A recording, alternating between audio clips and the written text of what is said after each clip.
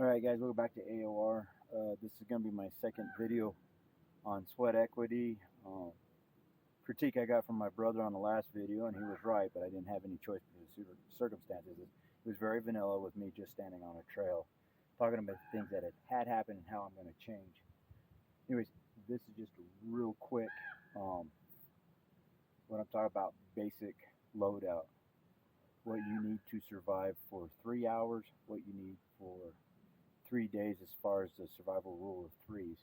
That is the most basic kit you can have, and that's where I try to keep my weight down without sacrificing any survivability, if that makes sense. But anyways, I am once again using my Hill People Gear Aston House Back Country backpack. With the difference this time, I put the Recon belt on there. I moved my Bushcraft Kukuri onto the Recon belt on my last sweat equity where I did the 5K. I actually didn't have the Recon belt on there. I was just doing it with the backpack, and I had this on my waist belt on my pants, and it wasn't very comfortable. So that's one change I'm making from today. I have got 127 ounce clean canteen stainless steel bottle there. I've got a Grail ultralight press with 16 ounces of water in there, both on the Recon belt. And then, so that takes care of my hydration. I typically carry in this kit also 34 ounces of water in this Fargo bot pot, but I am not taking it with me today because I only plan on doing about 2 to 4 kilometers. Got plenty of water here for that, and if I do run out, there's plenty of water in the area that I'm at that I can be able to process it with the Grail, so I'm leaving this behind. But generally this goes in a wand pocket on the side. That takes care of your 3 days, your water needs. Then for me, for core body temperature, I need something to sleep under. For this particular trip, I'm taking out, if I need it, my Snug Pack Stasha 2. I always carry a military style poncho. This is primarily my rain gear, and I'm gonna probably need it today. And it's also gonna be my bivy sack for my something to sleep in, which is my Hills People Gear Mountain Serape. It is a half zip sleeping bag. It is a poncho liner with a hood, and it is a great coat. And with the poncho in this, you actually have an insulating layer and an outer layer. So it's an insulated outer layer. But this would be my sleep system, my bivy sack, and my serape. So that's everything to sleep under and sleep in, and then something to sleep on. I am trying out this Snug Pack Arctic mat. Guys, it's basically a half-size down quilt, but it will insulate you from the ground. So if you need comfort, you can build a browse bed or whatever you need to do for that. But this is just something simple, throw down on the ground, get on it, and you're at least insulated from the ground a little bit. With that, the next essential piece is going to be some kind of cordage kit. You're going to need cordage for setting up your shelter. This kit has titanium tent stakes, 4 pre-made guidelines, 2 prusik loops pre-made, and about 25 feet of paracord, and 4 canopy ties, and 100% cotton bandana. So there's that. Again, for core body temperature, I am expecting rain today, so this, along with this, is Gore-Tex pants. This, along with my poncho, it should give me a bad downpour, should keep me dry pretty much from head to toe, because all the water is going to glide off my leg and down my boot and not in my boot, so, and my pants won't get wetted out. I'm also carrying for Just in case, I don't think I'm going to need it, but if I get stuck out there, I have a skivvy roll. This is a merino wool long sleeve shirt by REI. I have a Badlands silk weight base layer bottom, and then another pair of merino wool socks. Then that pretty much, outside of the tools, I will throw in a Gone Boy Silky Saw. On my person, I also have a multi-tool, and that, guys, is a basic kit, basic survival kit. It takes care of 3 hours of core body temperature. It takes care of 3 days of hydration. Some augments to this kit for today, because I am going hiking, is I do have a map of the area and the trail that I'm going to be on.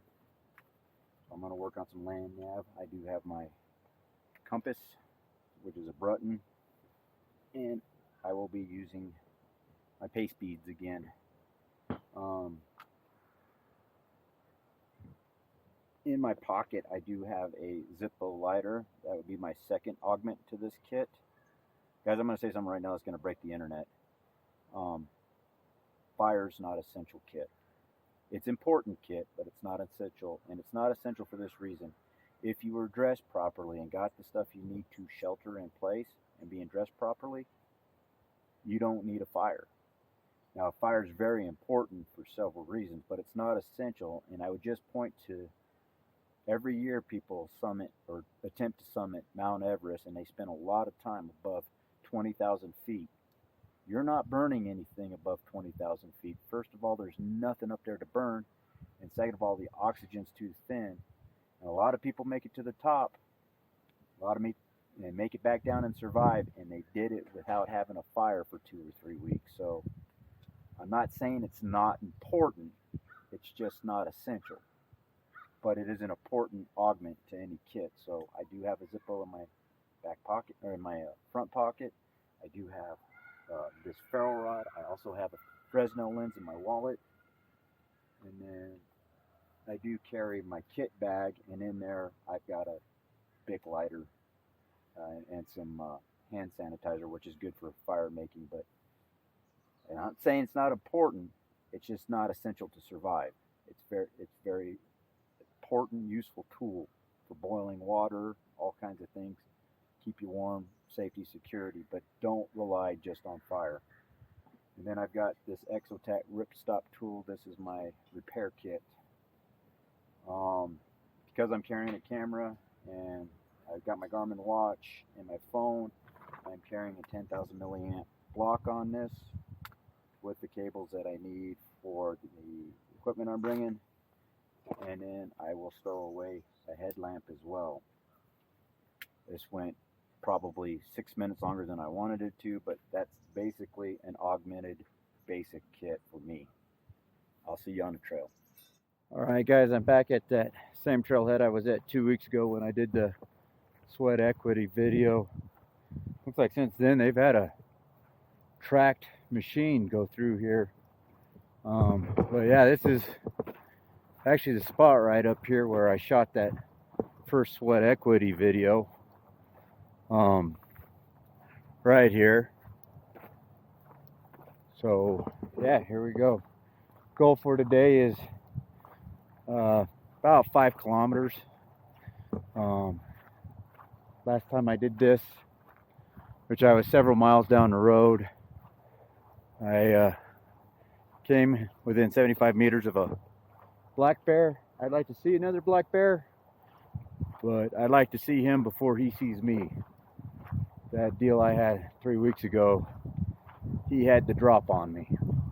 That's a very uncomfortable feeling. But anyways, I'm gonna do 2K here and 2K back.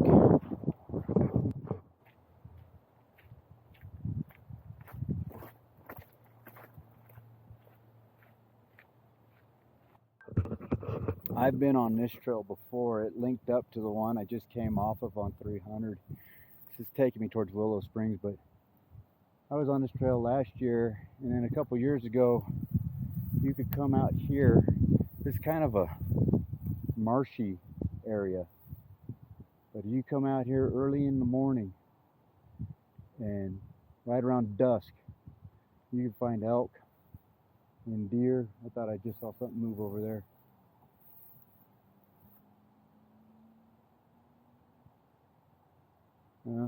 Whatever it was, it's standing still now. I can't see it. But yeah, this is probably one of the more scenic spots. And then if you turn around here, the National Forest have got this as a delicate habitat with the aspen stand back here, not allowing anybody back here. So I'm going to make it all the way over the trailhead and turn around, go back towards the truck, and then I will take the General Crook Trail the rest of the distance I need to make my goal of 5 kilometers. Right now I'm at a mile, so it'll be about a little more than a mile back. That gives me half of it. So all right, I'll chime in if I find anything else interesting. Well, I guess what I should talk about is how the adjustments are doing. And so far, so good. Being able to adjust that weight from my shoulders to my hips when one or the other gets is really nice. And it's really nice to have this Kukuri off the Recon belt. This is over 2 pounds. And having it on there instead of directly on my waist like I did the last time, it's so much better on my hips not having it directly there. But so far so good.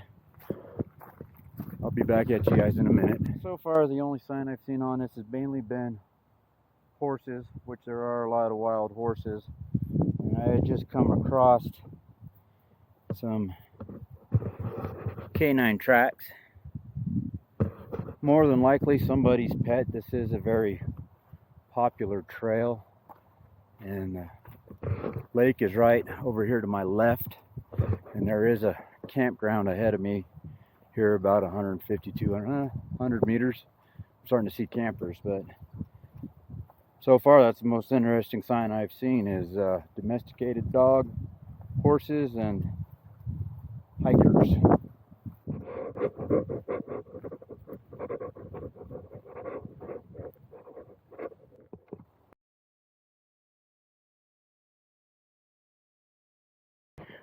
All right, I know possibly it could be some of you watching this going, why in the hell does he need so much gear for just a 5K hike or whatever I'm doing? And it's to make sure that I'm able to, if I gotta put a full kit on, and for me, a full kit shouldn't weigh more than 47 pounds with everything that I need. But if I gotta do a full kit, I don't want to carry 47 pounds, but this gives me a barometer of where I'm at with my physical conditioning and things to consider as far as carrying water and hydration and gear and stuff like that. So that's why I'm doing it. Typically I do something like this for scouting purposes or whatever. I'm not carrying this backpack. This is the Hill People Gear Aston House Back Country. I strip everything down to bare minimum, and it goes into my M2016 butt pack in this Recon belt. Of course, my kit bag, which I didn't discuss too much in the beginning of this video, but this is basically my EDC. This goes with me wherever I go, irregardless of what's on my back. So this is part of what I wear. But I have essentials in there like toilet paper. And I got a bing bang in there, personal protection. Let's see, we got a trail right here.